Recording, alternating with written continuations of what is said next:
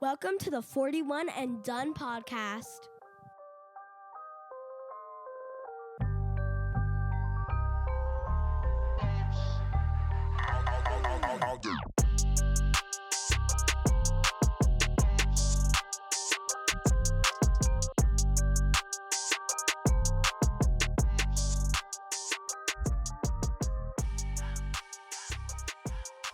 Hello, everybody, and welcome to another 41 and Done podcast. I'm your host, Dan Hill.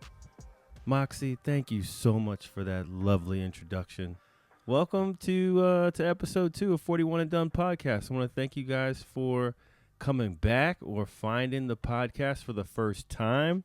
I'm glad to have gotten one episode done and under my belt, and I'm feeling more confident, I feel a little better about myself getting through my my tipping at Starbucks issues, and I'm here to bring another fun episode of the 41 and Done podcast.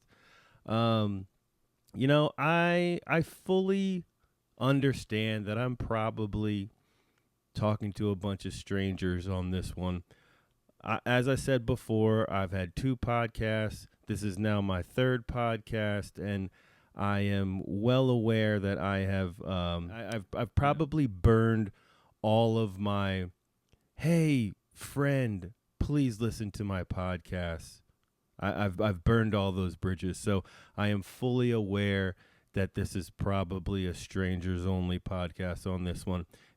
It's funny because, you know, your whole life you're told not to talk to strangers, but here we are at 42, and it's the strangers that I prefer to talk to the most.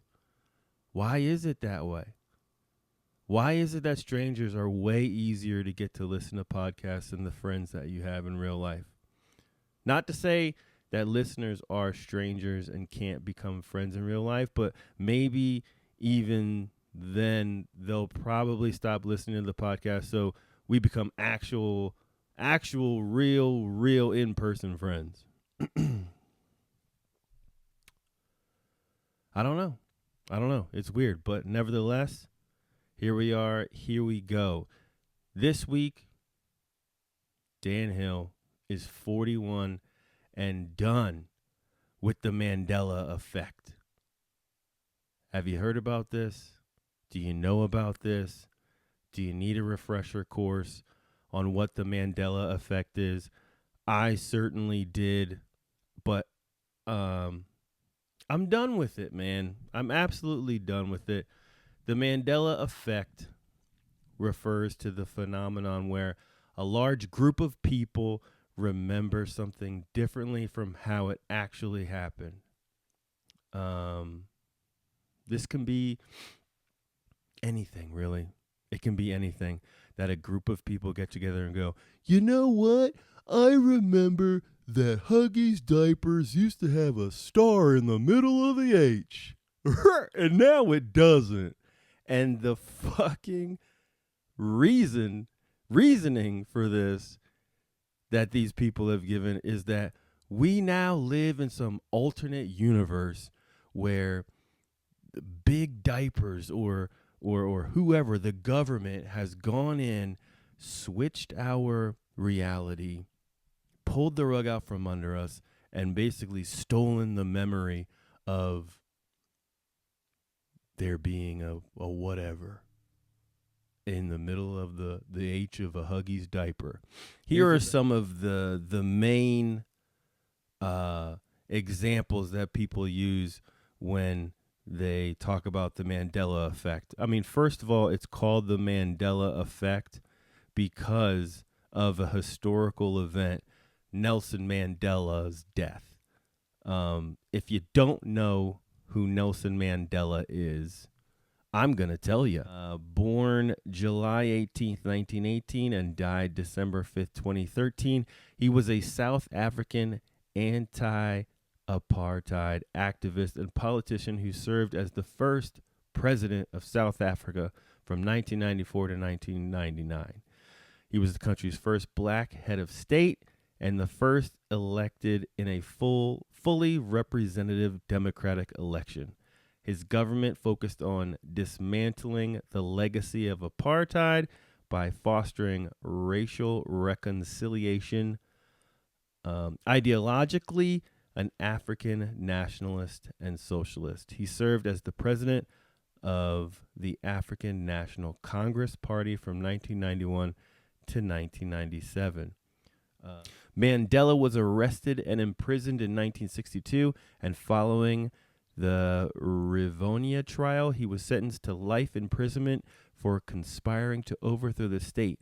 Mandela served 27 years in prison, split between Robben Island and Paulsmoor Prison and Victor Verster Prison.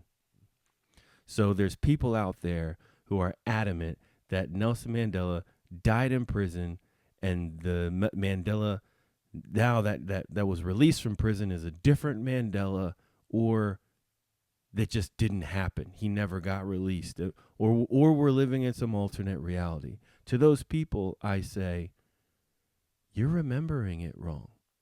You are 100% remembering the shit wrong. Here are some other ones.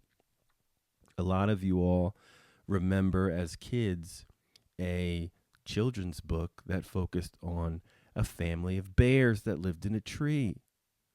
Papa Bear, Mama Bear, Brother Bear, and Sister Bear. Now, this is one that I used to play with this one, and I understood it. The Berenstein Bears. Now, everybody says that it's the Berenstein Bears, spelled Berenstein. Berenstein Bears. But actually, it's not the Berenstein Bears, guys. It's actually the Berenstain Bears. It's the Berenstain Bears. Another one, Looney Tunes versus Looney Tunes. Tunes being spelled Tunes versus Looney Toons. People recall it as Looney Tunes Toons because of cartoons. It seems logical, but the correct name is Looney Tunes, like a good tune. I have no comment on this. I have no sort of. I always thought it was TUNS because of all the music notes and the classical music being played. It's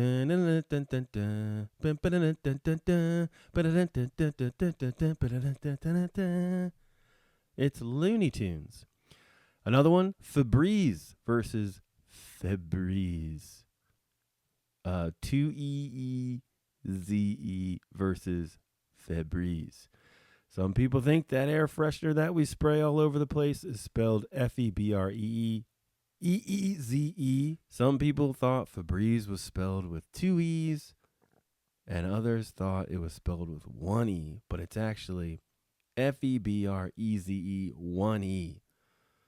The Monopoly Man's monocle. This is another one. A lot of people thought that the Monopoly mascot, Rich Uncle Pennybags, I had no idea his name was Pennybags, wears a monocle. He doesn't. He doesn't wear a monocle, and the world is okay. Another one. You want another one? Okay, I'll give you another one. Boom. Pikachu's tail. Fans of Pokemon often think Pikachu's tail has a black tip. But guess what, gang? It's all yellow. And that's okay too, ding dings. Here's another one. The old underwear. Fruit of the Loom. Some people recall a cornucopia, which in parentheses here is horn of plenty. This is like that wicker basket woven horn-shaped object that usually contained fruit or other sort of dried vegetables like corn on the cob and stuff like that would be filled. But people always think that behind the fruit in the logo of Fruit of the Loom. They thought that there was a cornucopia behind the fruit. But it never existed. People have made this up. And people are pissed. People are really upset.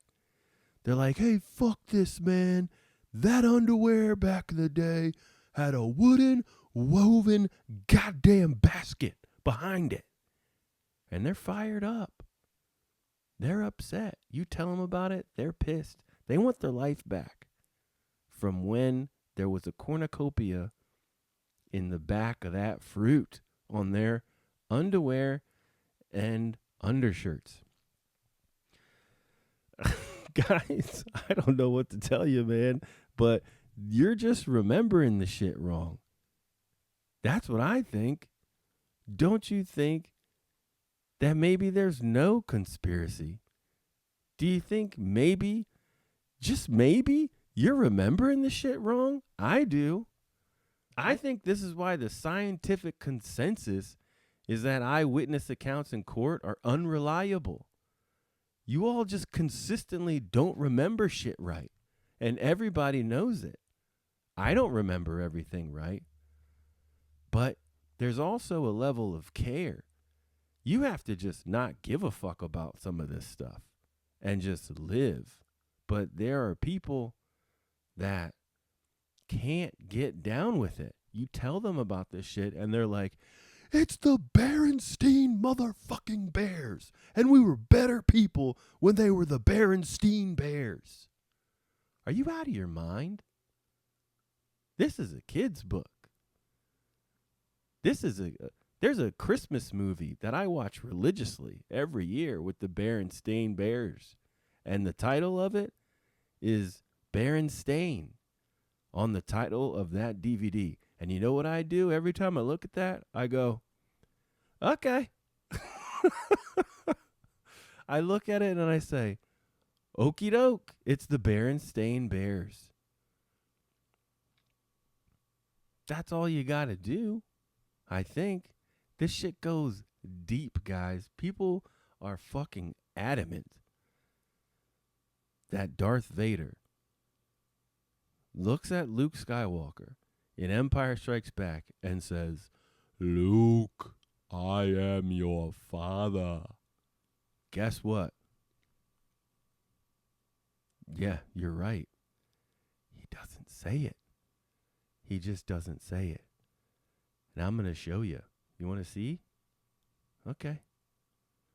Cool. Come here. If you only knew the power of the dark side. Obi-Wan never told you what happened to your father. He told me enough. He told me you killed him. No. I am your father. No.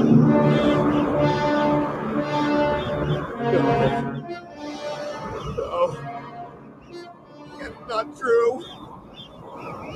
That's impossible. Shut your feet. That's impossible. Yeah.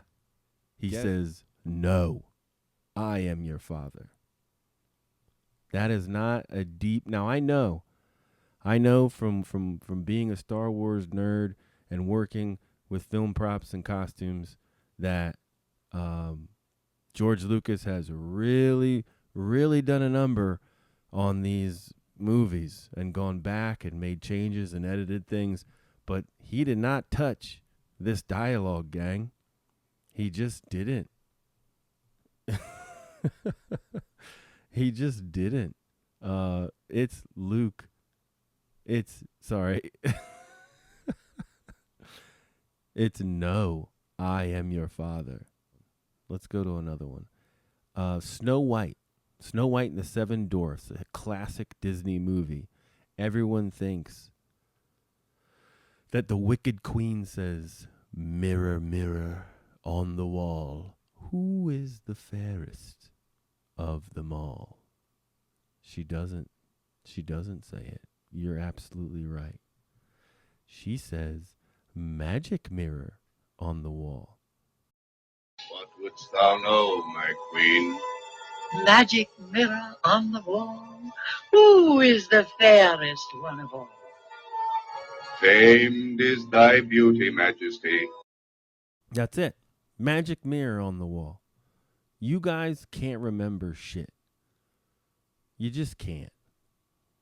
And before I cue this one up, everyone thinks that Forrest says, life is like a box of chocolates. You never know what you're going to get. Let's see for ourselves. Do you want a chocolate? I could eat about 1.5 million of these. My mom always said life was like a box of chocolates. You never know what you're going to get. Boom. Life was like a box of chocolates. Life was like a box of chocolates. Not life is like. Life was like a box of chocolates. That's what his mom always said. That's what the line is. That's what the line has always been. You're just wrong, guys. You're just wrong.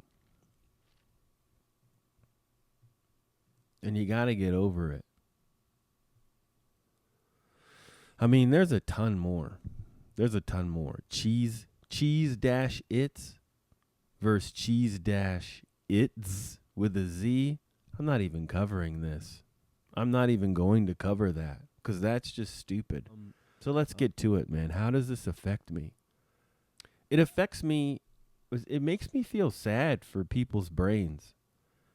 When people talk about how they're so upset that something isn't the way they remembered it, to the point where they think there's a deep-rooted government cover-up. What on earth? Why would the government give a fuck about what Darth Vader says in Star Wars? Why would the government need to cover up the spelling of Cheez-It? Why would the government cover up the spelling of the Berenstain Bears?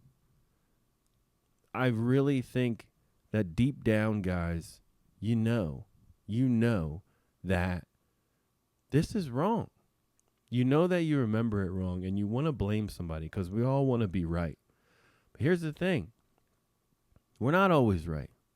We're wrong a lot. And you all are wrong right now if you believe some of this shit. Now, what do I want to do when I hear people talk about the Mandela Effect? I want to, and I do, roll my eyes. I sit back and I roll my eyes and I say, oh boy, here we go. Another dummy. Another person who actually thinks that there is a recording of Freddie Mercury saying "of the world" at the end of "We Are the Champions." Guess what? There is no recording of that. There's live coverage of him saying "of the world" at the end, but that's not on the album. It's not on the album. That's some shit that he just did off the top at a live show.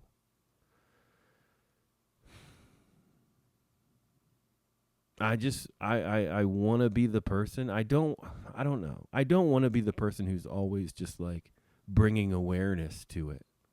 I guess I can, in the future, I can bring awareness to it and just say like, hey, you know what? I'm going to stop you right there.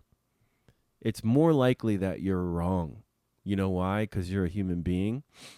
Then someone's made up this new world behind your back. I want to just tap them on the shoulder or, give them a hug and just whisper in their left ear when I hug them, just accept that we don't remember shit well. And let's have a beer. Let's talk about something else that's more important. That's what I want to do. That's probably what I'm going to do. I'm going to come at it with compassion. And I'm not going to tell people they're stupid for thinking that or that they're dumb for having this sort of conviction. I'm just going to ask them, maybe we don't remember well, and maybe we should have a beer. We'll be right back. 41 and done. Hey, you know what? I want to tell you about my friend at Metric Home Inspections. You in the LA area? Do you need a qualified LA home inspector? You need to get with Metric Home Inspections. Whether you're buying, selling, or maintaining your home, Metric Home Inspections provides professional and quality service from the moment you call them. Their certified home inspectors will walk through your home with you and teach you as much as you want to learn. After you and a Metric Home Inspector walk through the home together, they'll explain the general condition of the home and systems with you and your agent. They'll talk you through any major issues that need to be addressed sooner rather than later. They'll also mention the items that you will want to keep an eye on for deferred maintenance. All of this will be detailed in their easy-to-read Spectora report, which will be delivered in HTML and or PDF format. From that report, you'll be able to see the items they discussed with images for reference. They inspect roofs, exteriors, HVAC, plumbing, electrical systems, appliances, doors, windows, and interior, foundations, basements, crawl spaces, attic, ventilation, and insulation. All of that. They'll inspect it for you. You got to reach out to them today. You can email info@metrichomeinspections.com. You can go to the website, metrichomeinspections.com, or you can give them a call, 818-488-4191. Schedule your home inspection today. And now for What You Watching? I have been watching some movies. A lot of different genres this week.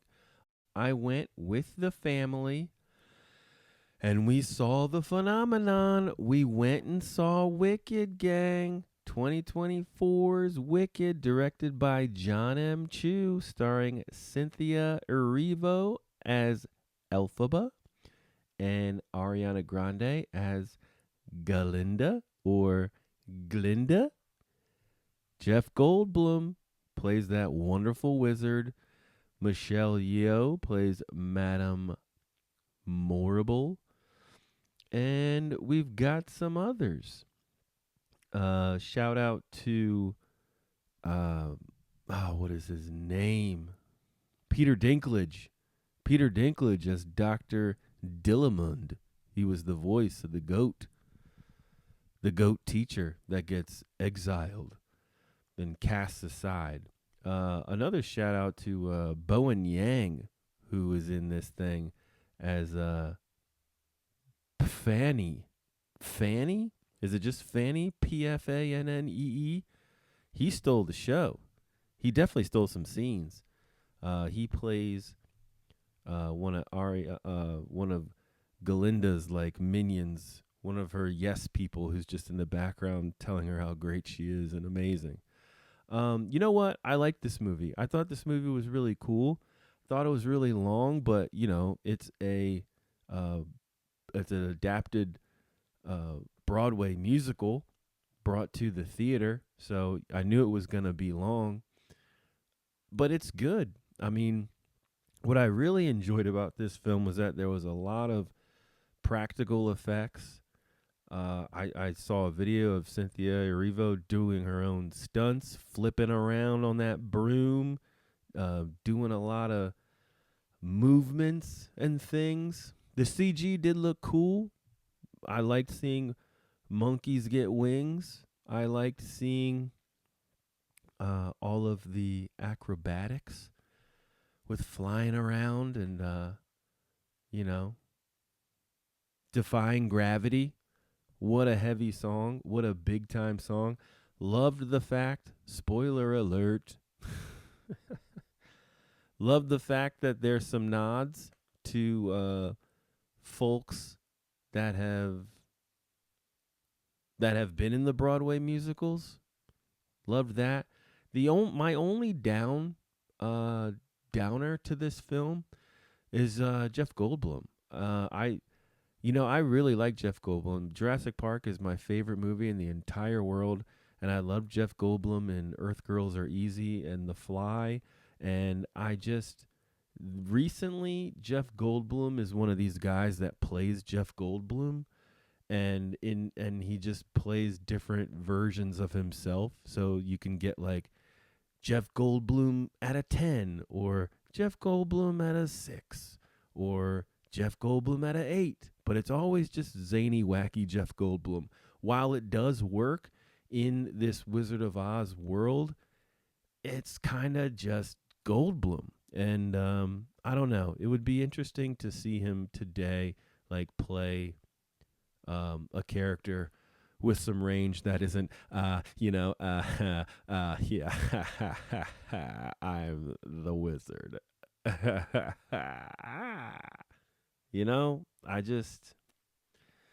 I don't know. Maybe it's me. It probably is me, but this is a good movie. It's cool. I have a 4-year-old and an 8-year-old who you hear throughout this podcast, and they both were pretty good in this movie. I think it was about 2 hours and 40 minutes runtime. I think Maddox had to nip to the loo once, but otherwise, yeah, good flick. Check it out. You should see it. The next movie I saw was Moana 2. Away, we sailed across the line.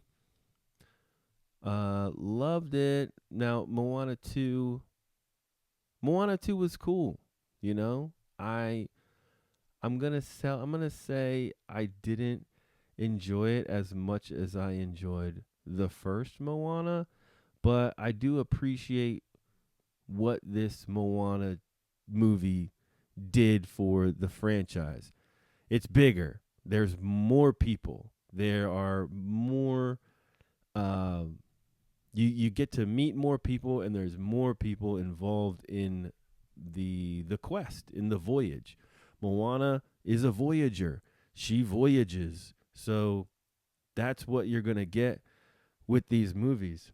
Maui is Maui. Dwayne delivers a performance that is on par with the last film.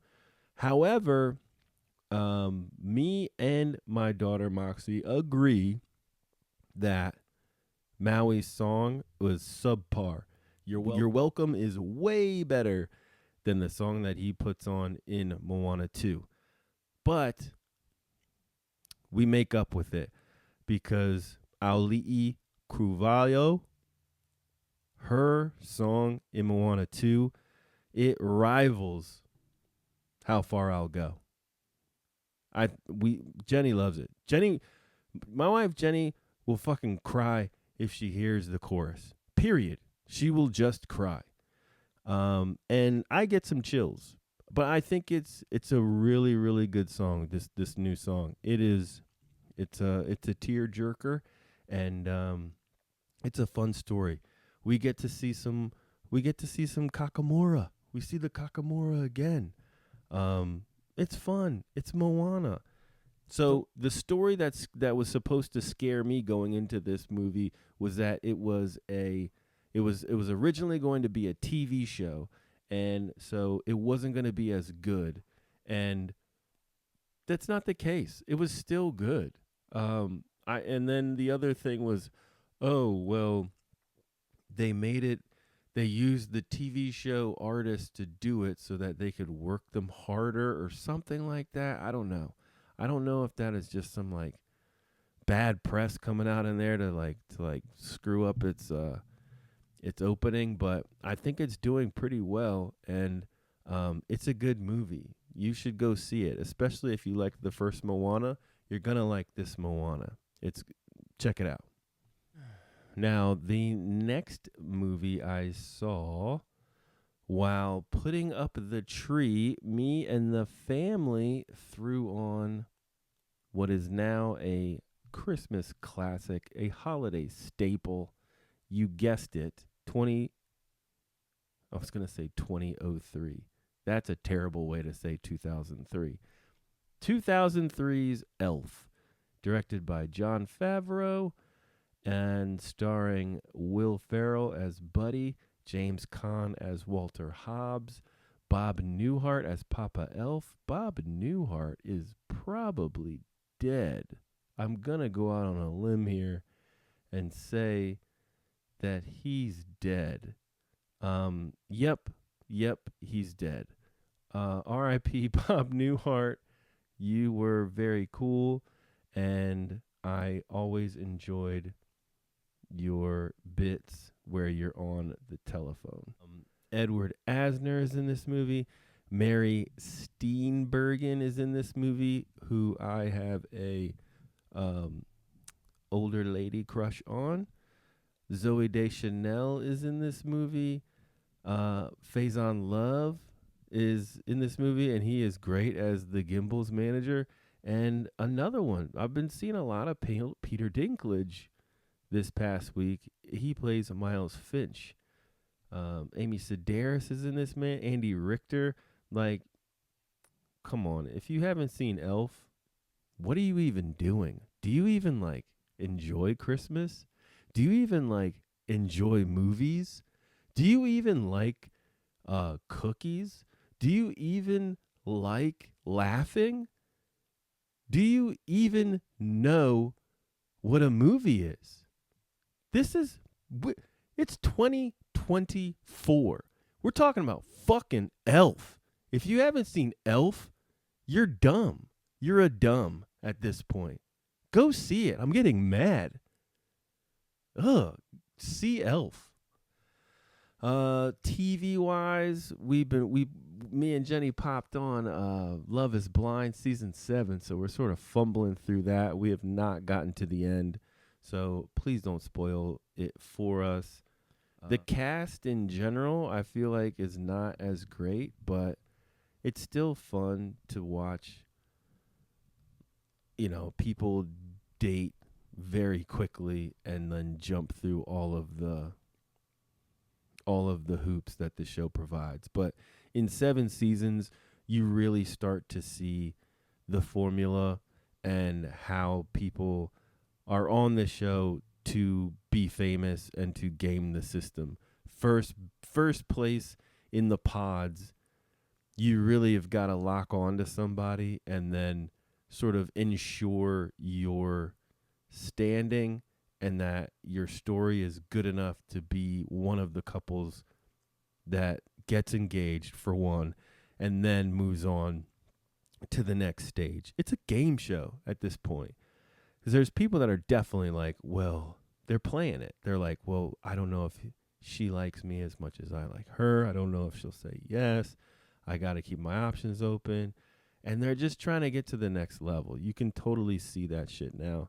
And you can totally see people later, once they're out of the pods, trying to cover their ass for the finale. You don't want to get to the reunion and have people calling you a bully or a shamer of some sort, or an abuser or anything like that. You want to save face, and you don't want any confrontation. And it's clear that people are protecting themselves against those kind of allegations, because they've seen in the past from previous seasons people who act up or say certain things, or I think people are quick to like accuse others on the show of being toxic people. So I don't know. It's weird. You see that stuff start happening, and it kind of takes away the magic of finding love in like 3 fucking days. So I mean, if you like that sort of thing, check out Love is Blind. The next movie I watched, it's more trash Christmas, guys. I watched Meet Meet Me Next Christmas, starring the famous singer Christina Milian and DeVale Ellis and the Pentatonics. So this one's on Netflix. Basically, these two people, they meet, they hit it off. Christina Milian, Layla, she has a boyfriend, I think, and basically the guy says, look, this is going great. You got a boyfriend, and let's give it a year. And if we're not going to exchange last names or social medias, but if you really like me and you want to like continue this relationship, meet me next year at the Pentatonics concert. So that was enough for me to throw it on and figure it out and see what's going on. To be honest, I fell asleep, so I still don't know if they go back to the Pentatonics concert. But the other thing that's weird is that the formula's there. She has another guy who's helping her through this to try to get tickets to this Pentatonics concert. And what I think was going on before I fell asleep was that Layla is actually starting to fall in love with the guy who's helping her. So maybe we get to the Pentatonics concert, she sees the guy and then goes, I don't really love you. I love the guy who got me to you. Maybe not. If you like shitty Christmas, this seems like one of them. Meet Me Next Christmas. We'll be right back after this. We've come off Thanksgiving, which was lovely. We shared a lovely Thanksgiving with family in Southern California. And, I was getting over being sick. It's funny, like, I recorded a portion of episode 1 before I went to England for work, and I was kind of getting sick when I was recording episode 1, and then I came back, and this was the week leading up to Thanksgiving, and I was sick, and I recorded some insert takes on episode 1, and I was really concerned with how I would match up the sound of both of those, but I think I pulled it off. I don't know if anybody heard them, but it's weird because when we were at Thanksgiving, I was getting over being sick, and there were other people getting sick, and then like now my family is, I think they're getting what I had. I think there's just a lot of people out there getting sick, but nevertheless, Thanksgiving was cool, and I'm sad I don't have any leftovers. I love making stuffing, and I just wish I had a bunch of leftovers of that, but we left them, and I'm sad about it. So I might make a smaller batch just at home, just so I can have. But I feel like I might not like it because I'll know it's not leftovers. I'm cheating. And do I actually really need it? Do I need more stuffing? I probably don't. And here we are. We're in December, and I'm one of these people, I'm like, you can't get your Christmas shit out before Thanksgiving. I'm not one of those people who starts setting up before Thanksgiving or has their tree up for 2 months. I'm not one of those people, but I am very cognizant of we need to get Christmas up in early December, because if you wait a week or 2 weeks, then you're pit right up against Christmas, and then it's just a rush to get it up. You can't really enjoy a lot of it. And then the longer you wait to get it up in December, the longer it takes to pull it down in January, because you want to sort of validate well, I've got it all up. I need to look at it for more. I'm of the mind of like getting it down like maybe second week of January at the latest. But you're also talking to someone who's left the fucking Christmas village up for a full year. We just haven't lit it up. We never took it down. It's just up. But yeah. So still got to do outside. Got to do the lights. The lights are always crazy. I always feel like Clark Griswold out there climbing ladders, about to fall, ripping down gutters with ice in them and shooting them into my neighbor's house. I'm excited. It's going to be a fun Christmas. I can't believe it's almost 2025. It's freaking crazy, man. But here we are. So, yeah. My garage is fucked. I'm sitting in here doing the podcast and I'm like, Christmas has just exploded, so I've got to get some boxes back in and put them back up, and I got to get to work. Yeah, I'm realizing all of this right now on the podcast. Last week was great. Like I said before, I got a lot off my chest with the tipping, and I got a lot of feedback that I wanted to share with you guys. You've emailed, you've texted, you've let me know your thoughts on tipping, and I wanted to get back into it.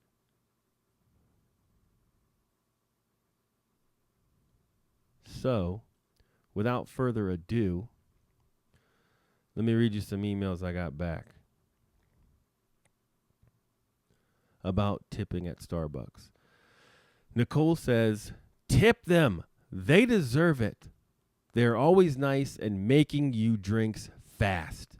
They live of tips. I think you meant to say they live off tips. And I want to say that is incorrect. They don't live off tips. They get paid hourly, way more than a server does. They get paid. Marshall, what's up, Marshall? Marshall said, tip the kid who's making minimum wage, especially because you have a complicated order. Venti iced latte, non-dairy, almond milk, quad shot, 1 pump hazelnut, 1 pump vanilla with a caramel cup drizzle, and a cold foam. You better tip or the worker will remember you forever and put their finger in your drink to mix it every time, mister. And don't forget the whipped cream. Marshall, let's get real here. That is not my Starbucks order. My Starbucks order was a grande oat milk vanilla latte. It's pretty easy. And on a rare occasion, it would be a grande 5 pump chai tea latte. That's it. That's not that hard.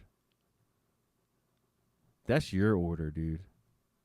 And Marshall added, overseas, people don't tip service industry workers because the restaurant pays them enough to live. You can thank capitalism for how we structured paying people who make your food. How mad would you be if people didn't tip you while you worked at Higgins Crab House? Starbucks has enough money to pay people a livable wage. During the pandemic, essential workers were also people in the service industry. The irony of not paying them enough to survive, but they still have to go to work during a pandemic, isn't lost on me. Did anyone tip them more for working? Here's the thing. Marshall, all right. I worked at Higgins Crab House, and if no one tipped me there, I would be pissed. But the difference is, I was making like $2 an hour, and it was taxed. So I was literally making nothing and getting tips. The people at Starbucks are making anywhere from $15 to $20 and then they get tips. So don't tell me they're living off tips. The other thing, It says Starbucks has enough money to pay people a livable wage. While that's true, who said that Starbucks is supposed to pay a livable wage? Nobody. Who said that you can support yourself and your lifestyle on Starbucks alone? Who said that? Did I say that? Did Starbucks say that? Does anybody say that? I don't know. To me, it seems like Starbucks is a side hustle. And if you're making Starbucks your main shit and you're trying to live in Southern California, you may want to rethink what the hell you're doing, or you need to go management path. You need to figure it out, because I don't know. Starbucks seems like a side hustle to me. Lars says, hey, Daniel, love the podcast and all, but we need to talk about something majorly cringeworthy that you shared recently. Not tipping at the Starbucks drive-thru. I mean, really? The audacity of ordering your caramel, oat milk, whatever, with zero intention of tipping the hardworking barista who just juggled 10 orders and still managed to smile? It's given red flag. Baristas live off those tips, especially when they're handling over your overpriced coffee with the speed and grace of an Olympic athlete. Oh, give me a break, Lars. If you can shell out $6 for a venti, you can drop $1 to show some gratitude. This is a do better moment, Daniel. You're running a podcast with a platform that influences people. Don't set the standard at I don't tip because they're not technically waiting tables. Being cheap isn't a personality trait. It's a choice. Next time, toss a couple bucks their way and maybe mention it on your show to redeem yourself. Your listeners are rooting for you to have main boss energy, MBE, not weird Scrooge vibes. Still rooting for you all the way from Texas, but don't bring that nonsense down here. Lars Donnan. Hey, Lars, let's fight. That one stung, okay? Here we are again with those. They live off those tips. Here's what I say to you, Lars. No, they fucking don't. Okay? Then let me drink it. Then let me fucking drink it in the drive-thru. I will drink it, I will taste it, and I will then decide. Is this delicious? If it is, I'll consider a tip. You little punk. Lars, let's fight.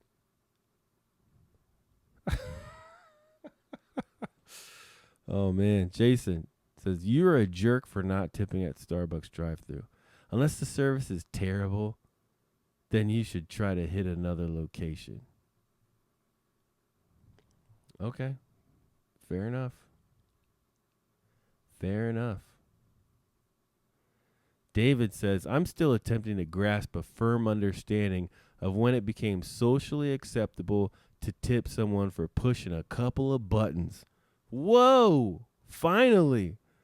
Call me old-fashioned, but I grew up in a time when gratuity meant gratitude for services rendered. I wouldn't be surprised if the next movement is tapping your debit card for toilet paper disposal. It's a slippery and potentially smelly slope. David, I couldn't agree more. I could not agree more. Thank you. Thank you for your feedback. I got some more feedback from another Jason. Great episode. Without going too much into ranting old man, the whole it's just going to ask you a question thing is part of a larger plague of weak language. Yes. And limp indirect interactions. It's this weird amalgam of corporate speak and PC. My biggest pisses me off one right now is, can I get a name for that order? Or what's a good name? I've told them when they ask me this, it's not a good name. My name is Jason.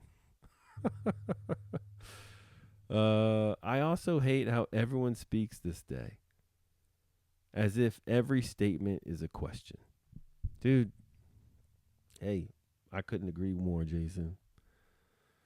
It is weak language. It's just going to ask you a little question that I have no idea what it is, only I really fucking do. I don't know. I appreciate it, guys. I appreciate your feedback. I appreciate you reaching out. I want you to hit me up. Let me know if you've run into any Mandela effects. Let me know if you're dealing with dummies out there who you just can't stand. Let me know if you have some problems that you need fixing. Or let me know some things that you're just absolutely done with, and we can talk about it. Hit me up, 41anddonepodcast@gmail.com.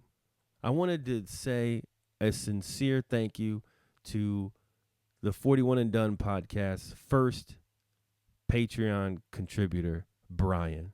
Brian, from the bottom of my heart, thank you so much for contributing to the podcast. It means a lot to me that someone would contribute real money to this podcast. And I thank you for it. You're awesome, and there's going to be some extra content coming your way in the very near future. And if you all want to be a lot like Brian, you can go to patreon.com/41anddonepodcast. Got my first review on Apple Podcasts. 5 stars from Big Brother B, entitled Dan the Man. Dan's been doing this for years and has never disappointed. Thanks, man. I appreciate it, Big Brother B. Thanks for listening to the podcast. And I would appreciate if you like the podcast, please go to Apple Podcast or Spotify and review the podcast. Write a review. Give me 5 stars, and I'll read it on the podcast. Hey, episode 2, Mandela Effect, in the books. If you've made it this far and you don't like what you heard, and you're sitting there stewing, and you're upset, and you're mad at your boy Dan for doing another podcast, I'm going to tell you like I told the homies last week. Do it better then, bitch. Thanks for listening to the 41 and Done podcast. We'll see you next time. You can follow the podcast on Instagram at 41 and Done podcast. Make sure you follow, like, and subscribe. Bye-bye. See ya.